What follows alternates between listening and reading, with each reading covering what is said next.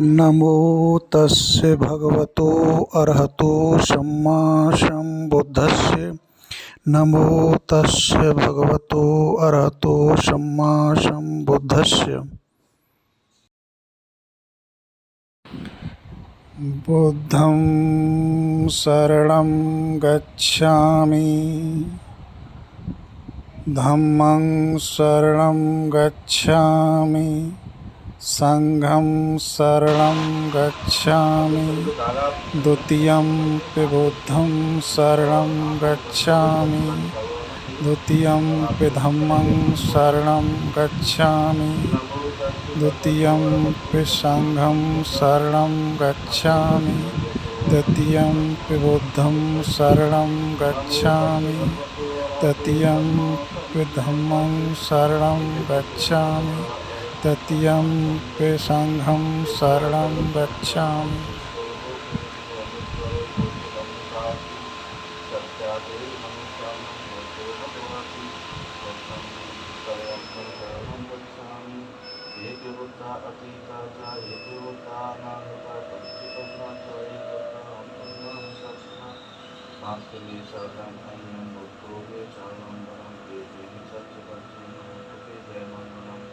उत्तरंगेन बंदेयं पादपरिवर्तनं स्वाकातो भगवता धम्मो संयुक्तो कालो व्यापासतो उपनयतो पक्षितो धम्मं जीवितपर्यन्तं शरणं गच्छामि। एक धम्मा अतीता च एक धम्मा अनन्तता प्रतिपन्ना च एक धम्मा ब्रह्म निसर्गता नास्ति मे शरणं अन्यं नमो शरणं वन्दे उत्तमंगेन वंदेयं तपस्कृतं परं नमो कर्तव्यो सम्भोगमस्तं प्रकटपन्नो भगवतो साधकसंघो प्रकटपन्नो भगवतो साधकसंघो यातपन्नो भगवतो साधकसंघो सामित्रपन्नो भगवतो साधकसंघो यदं सत्तानो सदादियत्तो कदा भगवतो साधकसंघो पावनयो पावनयो दक्षिणयो अंधकरणयो अनुत्तरं देशं ज्योति साधि संघं जीवितपर्यन्तं शरणं गच्छामि।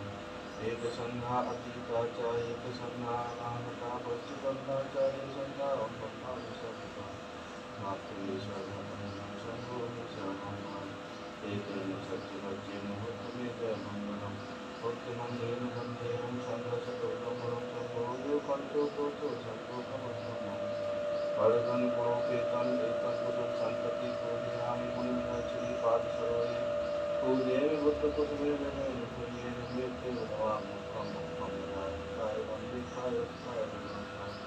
पंचारपद्येन दीपेन तं दंशनाथ लोकदीपं सम्बुद्धं पूजयामि तवोहं सुगन्धकाय बन्धमन्तु पुरदन्दनाशरन्नामं पूजयामि उत्थानकं वन्नामि चैत्यं सत्वं सपथानिष्पतित्वं शारीरिं दातुमहाभोगी बन्धुरूपं सकलं तथा यस्य गुरेर्षुभो सर्वादिव्याप्ता पुत्रो सर्वं सत्तावन्दिरोत्पातम् इमे एते महाबोधि लोकनाथेन पूजितां ते नमस्सामि योगिराजा नमस्ते पद्मं बोधिपर्यन्तं द्वितीयं चामितं तृतीयं चतुर्थं उत्तराधरम् पंचतम उत्पालिनी मुद्रेण सप्तमं सप्तमं राजातमं महादेव महासत्व बोधि सिद्धिया संचिवादि पराजिता पत्तो संभोधन हिमाय ब्रह्मांडं पद्मस्मिनं पुत्रं पूजयामि हिमाय ब्रह्मांडं पद्मस्मिनं पुत्रं पूजयामि हिमाय ब्रह्मांडं पद्मस्मिनं पुत्रं पूजयामि अद्दायमाय पदपतिना जातरावणा परमसापि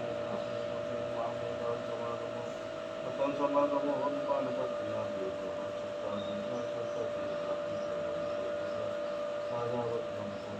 तबियत पगड़ो बड़े देवलों का संघर्ष राम नगर सर्वोपा देशे सकल कर तबियत पगड़ो देवलों का संघर्ष राम नगर सर्वोपा देशे तबियत पगड़ो बड़े देवलों का संघर्ष राम नगर सर्वोपा देशे सकल नमामि साधु साधु साधु।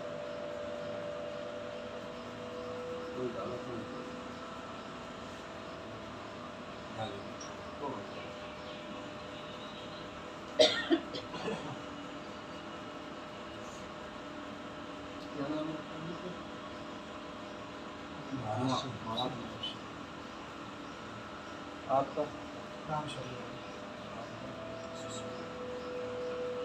देखिए, अभी पाली भाषा में सूत्र पाठ किया, और पाली भाषा कभी स्कूल में पढ़ाई नहीं जाती है और पढ़ने में नहीं मिलती है, तो उसे समझ भी नहीं पाते हैं।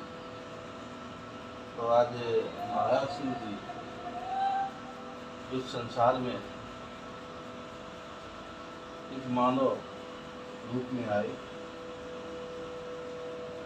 और उन्होंने प्राकृतिक के सभी भेदों के साथ अपना जीवन व्यतीत किया। और आज से काफ़ी पैसा हो 2018 में 6 साल पहले वो इस संसार से विदा हो गए। ऐसा कहा जाता है कि तथागत ने कहा, कोई व्यक्ति कभी मृतक नहीं हो सकता, कभी कोई व्यक्ति मृतक नहीं हो सकता है, केवल निर्गत होता है, आखिरगत। और जैसे व्यक्ति जो अंदर में हमारे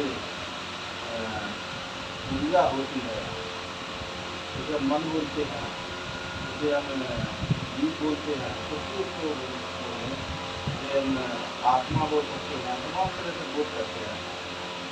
तो वो केवल शरीर को छोड़ती है। जैसे डाली से लगा पत्ता छोटा सा होता, धीरे धीरे बढ़ते बढ़ते बढ़ते बढ़ते पूरा बड़ा हो जाता है। बड़ा हो गया, पत्ता पकने के बाद जमीन से गिर जाता है, तो वो डाली को छोड़ देता है, शाखा को छोड़ देता है, दूसरी बात हो जाता है। तो जमीन गिरने के बाद वो पत्ता धीरे धीरे खत्म हो जाता है। इसी प्रकार से महाराज सिंह जी इस संसार में आए और पूरा अपना जीवन जीवित जाके पेड़ पौधे के रूप में उन्होंने अपना जीवन की शुरुआत की। और पौधे की शाखाएँ आज यहाँ से दिखाई दे रही हैं, तो कहीं नहीं गए, आप लोगों में आए। जैसे आपके द्वारा भी सब व्यक्ति कहीं ना कहीं दूसरे में घटना रहता है। तो आज हम उन्हें याद कर रहे हैं, क्योंकि संसार में 6 लोगों की पूजा होती है, और 6 लोगों की पूजा करनी ही चाहिए, बाकी की पूजा एक तो माता पिता। जिस माता पिता ने जन्म दिया है तो उसके बच्चे संसार में कोई, और माता के माता पिता, तो माता के माता पिता ना हो तो माता कहाँ से आती है, तो उनकी पूजा करना चाहिए।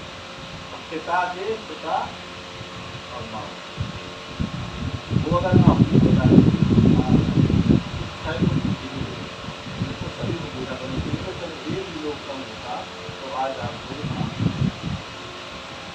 तो ये 6 लोगों की पूजा अधिकता होती जा रही है, और सबसे उच्च पूजा मानी जाती है माता, क्योंकि जिससे हम जन्म लेते हैं तो एक छोटे बच्चे को समझ कुछ भी नहीं होता। ऐसी अवस्था में मुझे बड़ी संसार की सबसे बड़ी पीड़ा होती, सारी पीड़ा के बाद हमने पालन को देने वाला भगवान बनाते हैं। तो ऐसी माँ को हम जीवन करें। इसी प्रकार के महाराज ये संसार और पैसा कई संसार से जुड़ा हुए हैं। तो बड़ा गर्व की बात है कि बहुत से घरों में अन्य जगह परंपरा नहीं है, हर जगह परंपरा नहीं है। इसको हमें याद करना चाहिए, जब तक मेरा जीवन तब तक तो मैं याद करूँ, तब जीवन भी रहेगा। तो जीवन मुझे पूरा सही दिया है, जो मुझे सब कुछ दिया है, उनके बिना मेरा कुछ भी नहीं है। और जब तक मैं मेरे शरीर में सांसें हैं तब तक मुझे याद करना। अगर जिस दिन वो संसार को छोड़ा था उस दिन को सभी को यादगार के रूप में मनाना चाहिए और उनको समर्पित करना चाहिए। हम जैसे किसी व्यक्ति शरीर छोड़ने के बाद ऐसा कहा जाता है वो आपके पास नहीं आ सकता है, ना आपकी बातें कर सकता है, ना आपकी वक्त ले सकता है, समर्पित कर सकता है। लेकिन माँ पिता की बहुत बच्चे हैं और भाव के साथ प्रतिधन हाथ जोड़कर मन में संतुष्ट रूप से विचार उत्पन्न करते हैं और विचार उत्पन्न करते हैं कि उनके द्वारा ही मेरा सब कुछ संसार मेरा कुछ नहीं तो उनके द्वारा सब कुछ मिला है, तो उन्हें मैं नमन करता हूँ, उनके लिए कामना करता हूँ, जहाँ भी हो, जैसे रूप में हो, जैसे भी हो, सब में जहाँ भी हो, उन्हें शांति मिले और उसका जागृति भी है। तो ऐसी प्रार्थना करनी चाहिए, क्योंकि इस संसार का नियम है कि हम लोगों ने अपनी परंपरा को छोड़ के दूसरी परंपरा को अपना दिया। जैसे आज हमारे तीन माता पिता होते हैं और आज हम पत्रों को पूजना हम जाते पत्रों कलाकार ने उसे खेलिए उसे रूप दे दिया। उस रूप के उन्होंने देखा भी नहीं, न समझा, न जाना कि पैदा हुआ या नहीं हुआ भी था या नहीं था, ये रूप था भी या नहीं था, लेकिन मैंने आंखें बंद करके पूछा सब कुछ उसको निकाल दिया। और जब ये सब है उनके साथ में पला बड़ा बैठा हुआ देखा खाया पीना सब कुछ उसके साथ किया। रूप जीवन में आज भी बदला, आपको मैंने भी आज भी पूरा रूप बता होगा, मन में उनकी आवाज़ बची होगी, उनके चलने का ढंग बता होगा, उनके बैठने का ढंग बता होगा, बोलने का ढंग बता होगा, सारी चीज़ आज मन में विराजमान हो जाती। जब तक आप मन तब तक आप उनके साथ रहे, तो ऐसे व्यक्ति के साथ रहे जिसने देखा जाना समझा पढ़ा, उसकी पूजा कर सकते हैं। अन्यथा किसी पूजा इस संसार में नहीं करनी चाहिए। और दूसरी पूजा होती है माता पिता के बाद गुरु से जो आपको अच्छा मार्ग दिखाए, अच्छा रास्ता दिखाए, अच्छे विचार से और आपके लिए हमेशा मन होता है। ऐसा नहीं आपको रास्ता तो मैंने बता दिया कि आप इधर से मतलब ऐसा करिए तो आप महान बन जाएंगे, ऐसा करें तो अच्छा, लेकिन हम आपके मंदिर कामना भी कर रहे हैं। कामना के अंदर ये है कि ये बर्बाद हो जाए, उनके मंदिर रास्ता तो दिखा दिया, पर मन में जो विचार है कि आप बर्बाद हो जाए, ऐसे व्यक्ति को भी हम नहीं मान सकते, क्योंकि उसके मामले हर रूप में आपके लिए मंगल कामना करे, तो ऐसे व्यक्ति को नहीं कर सकते कि अपना हम का गुरु की गुरु मान के उसकी हम पूजा करना कर सकते हैं। इसके बाद संसार में पूजा करनी है तो पूजा की व्यक्ति से पूजा करनी है, इसी पूजा में उन चीज़ों की करनी है जिन चीज़ों से मेरा शरीर करता है। शरीर आपका नहीं है, आपका शरीर और हमें धर्म पूजा है, मेरा शरीर है। सोच के देखो, इस शरीर की साथ जाने वाला वो शरीर हमारा नहीं, अंग भी हमारा नहीं है। हमारा अगर है तो अहंकार है, उस अहंकार में हमेशा हम डूबे रहते और अहंकार को सुनते हैं, तो अहंकार को अपना बना दिया और शरीर को अपना बना दिया। अगर आपको पानी न मिले मेरा शरीर चल सकता है, वायु न मिले शरीर चल सकता है, पौधे अगर अनाज न दें तो क्या शरीर मिल सकता है?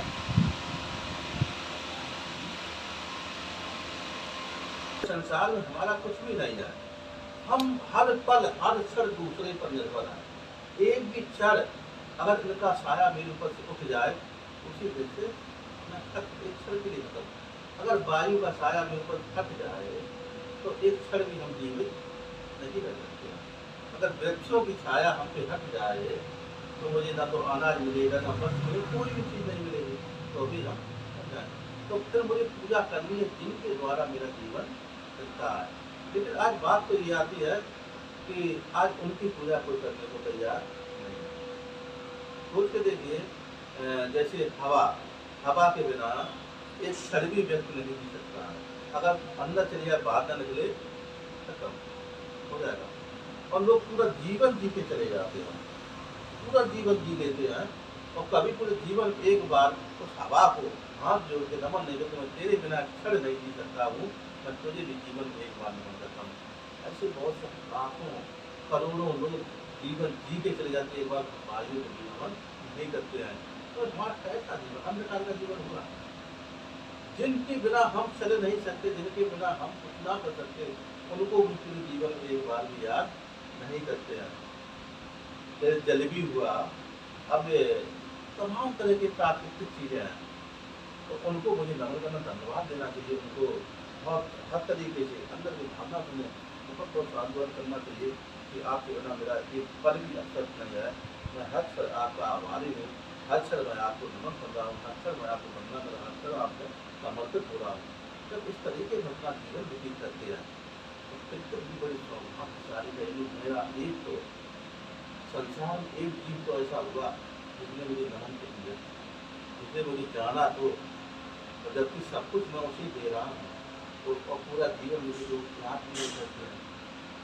तो हम लोग जो जीवन जीते हैं तो बड़ा अंधकार, लोगों ने मुझे ऐसा भटका रखा है, लोगों ने ऐसा मुझे बहका रखा है कि हम अपने आप को कभी नहीं जान पाते हैं।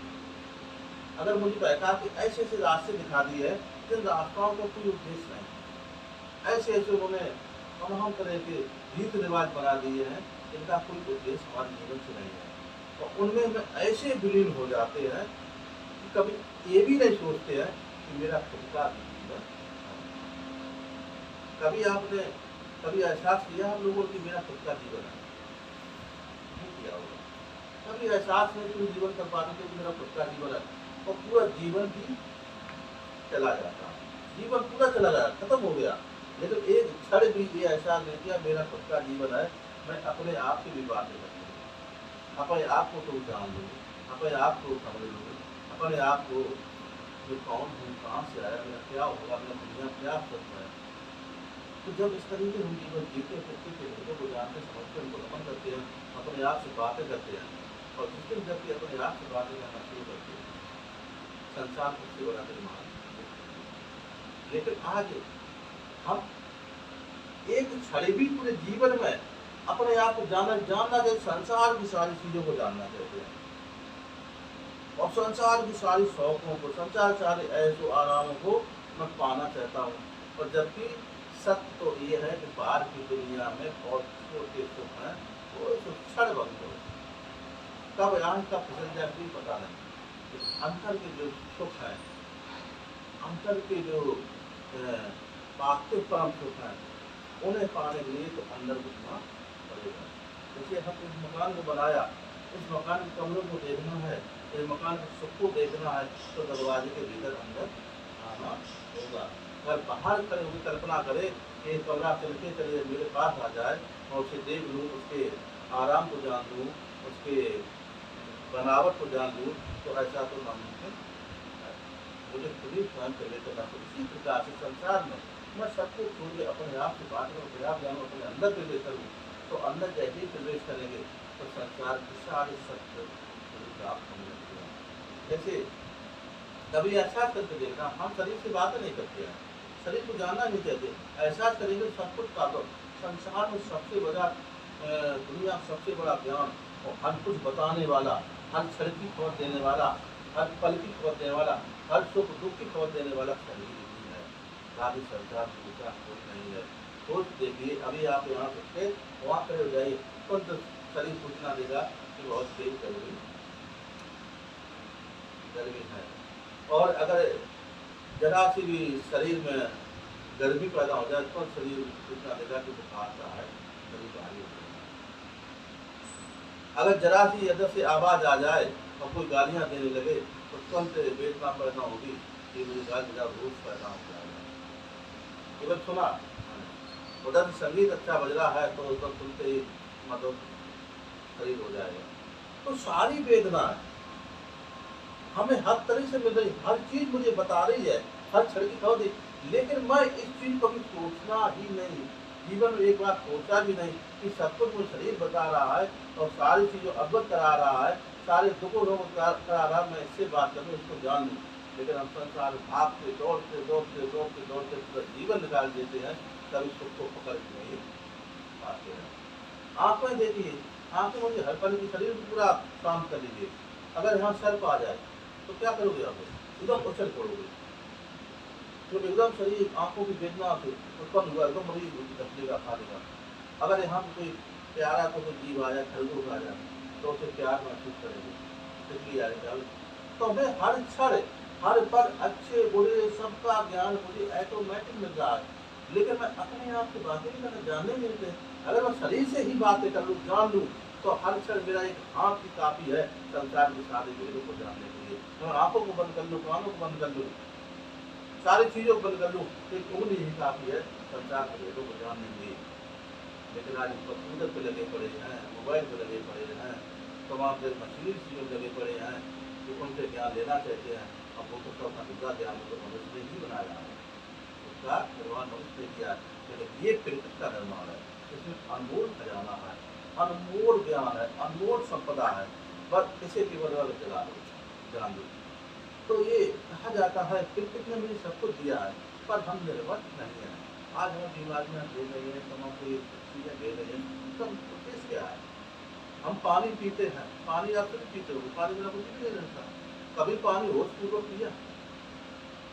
पानी तो भी डेली पीते, हर क्षण पीते, आधा आधा घंटा पीते, 5 मिनट बैठ पीते हैं, लेकिन पानी कभी होश पूर्वक पिया? हाथ में पकड़ कर एक बार उसकी तरफ देखें, समझे ये पानी मुझे जीवन दे रहा है, हर क्षण मेरे शरीर को खा रहा है, इसके बिना मैं खत्म हो जाऊँगा। तो संसार के सारे जगहों में ये है, शरीर में भी है, पेड़ भी है, पौधे में भी है, जमीन में भी है, पत्थर भी है, घास में भी है, कीड़े भी है, मकोड़े भी है, जानवर भी, सब में विराजमान है। और सब में से निकल कर ये विलास में मेरे आया है। इस संसार की सारी जड़ी बूटियाँ, सारे तरह पदार्थ में निश्चित है, मैं बड़े होश पूर्वक से ग्रहण करता हूँ। तो ऐसी अवस्था में पानी पीने संसार सारी बीमारी को कर पानी ही कर देगा, और संसार पूरी चीज को खाने के लिए नहीं करेगी।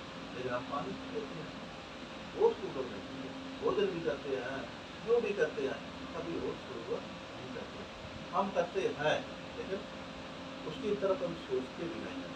अब जैसे हम किसी भोजन को खाते हैं, जैसे मैंने एक फल को खाया, जब फूल देखिए एक फल पौधे ने उसे फूल के रूप में उगाया, फूल को छोटा फल हुआ, फल के बाद बड़ा होते होते बड़ा फल बना, फल बनने के बाद तो धीरे धीरे प्रकाश करके पकने के बाद मैंने उसे ग्रहण कर लिया, मैंने खा लिया बिना सोचे समझे। बताइए कहाँ इंसाफी है? कहाँ पे इंसाफ है? उससे आपने खा लिया तो आपने अपने शरीर को तो ऊर्जा दे दी, लेकिन उसके जीवन के बारे में नहीं सोचा। इसने पूरा जीवन जिया, जीने के बाद आज भी मेरा भोजन बन रहा है, इससे शरीर से मैं ऊर्जा दूंगा, मैं इसे भी धन्यवाद करता हूँ। और मैं इसका जीवन भर इसका आधारित होगा, तो मेरे शरीर को ऊर्जा देगा और कुछ क्षण शक्ति प्रदान करेगा।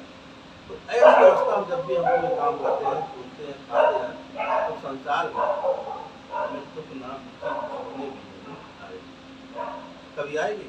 नहीं आएगी। और लेकिन आज के संसार में ज़्यादातर सुख के पीछे जब भागते हैं, भागते सुख के पीछे, ऐसा कोई व्यक्ति हो दुख के पीछे भाग रहा हो, ऐसा संसार में सब सुख के पीछे, ये सुखी सुखी।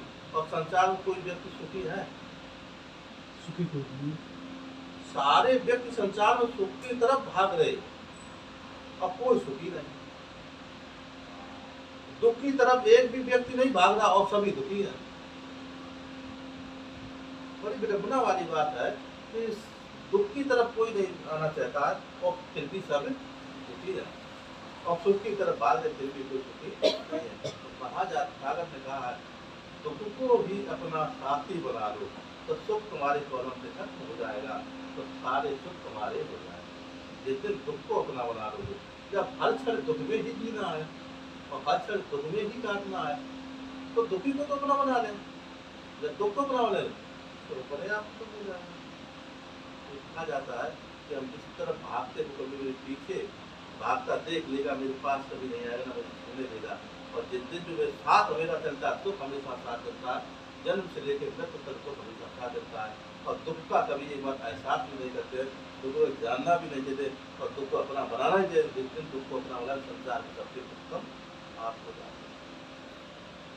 तो इस तरीके से संसार बहुत सी ऐसी चीज़ें हैं, हम उन चीज़ों को कभी जाते हैं, गौर करते हैं। आज संसार ऐसा भी है, लोग पूरा जीवन अपने अपने अपने अपने लिए जीते हैं। ऐसा कोई व्यक्ति पढ़ाई के लिए जिया हो। हेलो, हाँ, कौन बोल रहे? अभी हमें बात करते कहीं बैठे हैं।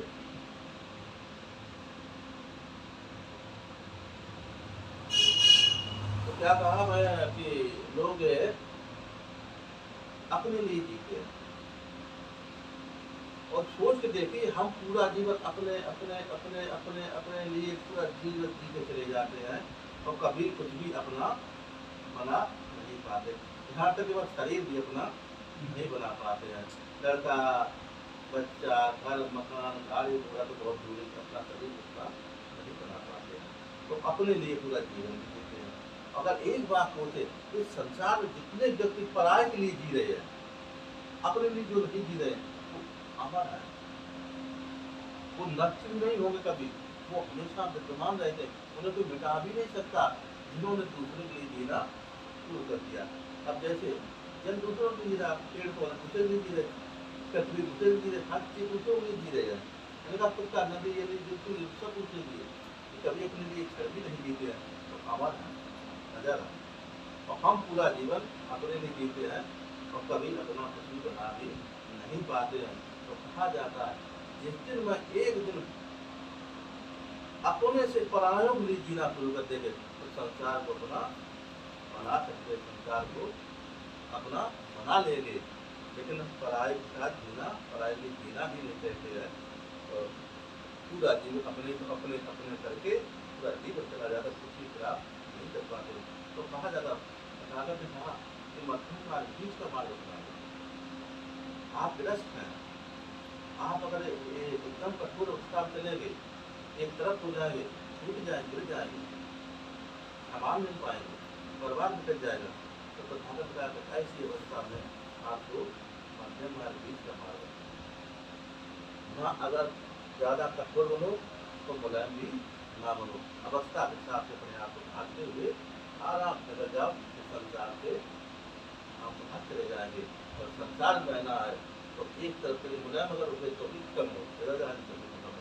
तो तथागत ऐसे समय बीच के मार्ग धीरे धीरे निकल जाइए, तो संसार से मुक्ति का मार्ग आप पा सकते हो। बाकी संसार में दूसरा कोई मार्ग नहीं, तो मुक्ति आपको मिलेगी। हाँ, समय हो गया, 11:30 भोजन हो गया। तो आप लोगों के लिए बहुत बहुत साधुवाद। तो सभी लोग एक बार हाथ जोड़कर बोलेंगे, सबके सत्ता सुखी भवन्तु, सबे सत्ता सुखी भवन्तु, सबके भवन्तु सते मिलु, सबे भवन्तु, सबके भद्राणु पश्यन्तु, सबे भवन्तु, माँ किंचित् मा भवेत्। सबके सत्ता सुखी भवन्तु, सबे सत्ता सुखी भवन्तु, सबके भवन्तु सते मिलु, सबे सबके भद्राणु पश्यन्तु, माँ किंचित् मा भवेत्। सबके सत्ता सुखी भवन्तु, सबके भवन्तु सते मिलु, सबके भद्राणु पश्यन्तु, माँ किंचित् मा भवेत्। साधु साधु साधु साधु। देखिए, आपका ये मंगल पाठ हो गया, 1 मिनट के लिए मंगल पाठ हो गया। 1 मिनट और बैठे, बस तो बस खाना बनाना। देखिए, जब भी हम कोई पुण्य कर्म करते हैं तो ये क्यों किया जाता है, इसके बारे में नहीं बताया, मैं भूल गया, और इसके बारे में नहीं बता पाया। बताऊँगा बहुत समझा। लेकिन ये होता है कि जब भी हम कोई महान व्यक्ति को या किसी अपने पूजनीय व्यक्ति को या किसी ऐसे व्यक्ति को जिसने मुझे जीवन में सारे रास्ते दिखाए, जब उसकी पुत्र थी या आपसे स्मरण करते हैं, तो एक मार्ग होता है, तो उसे कुछ ना कुछ भोजन रूप में, जैसे आपने आज ये मिठाई और फल भेंट किए हैं, हम लोग खाएंगे तो नहीं, पर आज श्रद्धा के साथ भेंट किए हैं। तो ऐसे श्रद्धा के साथ जब हम अभी बात को फूल चढ़ाएंगे, सभी लोग फूल चढ़ाएंगे, तो फूल देके, फूल दुनिया का सबसे उत्तम होता है, फूल भेंट करते हैं, तो उसे हर अवस्था में हम लोग भेंट कर सकते हैं। तो आज उन्हीं अवस्था में उनको भी फूल भेंट करेंगे। फूल भेंट कर मन में ध्यान जोड़ेंगे। तो एक अवस्था होती है दान। दान से काफ़ी संकट व्यक्ति और ना व्यक्ति जो दान करने योग्य वो नहीं रहे, दान करके संकटों का। तो ऐसी अवस्था में हाथ जोड़कर फूल अर्पित करके और दान करके ये कहेंगे, मैं तथागत के बुद्ध और धम्म और संघ को ये दान कर रहा हूँ, और तथागत का बुद्ध और धम्म संघ पिताजी का नाम लेंगे कि जहाँ भी हो, जैसे भी हो, उनके तथागत बुद्ध और हम की रक्षा करें और मेरे परिवार की भी रक्षा करें, मेरे परिवार में हमेशा हर तरीके से मंगल करे। ऐसी भावना प्रकट करके हम पूरा तो करेंगे। ऐसे लोग कहते फूल चढ़ा के चले जाओ। अब चीज़ बताइए, आपको खाना है आम और आप खड़े हो गए और पैसे रख दिए, तुमने उठा के दे दी मौसम्मी, उठा के मौसम्मी दे दी। तो हमें जो कहना जो करना मुझे कहना पड़ता है, और जब हम कहेंगे नहीं कुछ भी प्राप्त नहीं होगा तो मुझे ऐसी अवस्था में कहना पड़ता है। जो भी काम करें, लोग गुमराह करते हैं, कुछ रात बंद कर लो, पुराना लोगों को कमी तरीके करते हैं, ऐसा नहीं। जो भी है प्रैक्टिकल, वो तुम्हारे साथ प्रैक्टिकल है। अगर आप कहोगे एक सर बोलोगे तो उसी का लाभ मिलेगा। अगर आप प्यार शब्द बोलोगे तो बहुत अच्छा लगेगा, गाली दोगे तो बहुत कड़वी लगेगी। तो राजा बोल के तो उसी रूप में पूरा करके और सभी उनका नाम लेके और पूर्ण करके ऐसी भावना प्रकट करके हाथ जोड़कर खंडन करके बैठ जाएंगे। इस तरीके से करेंगे, ठीक। तो सबसे पहले आप लोग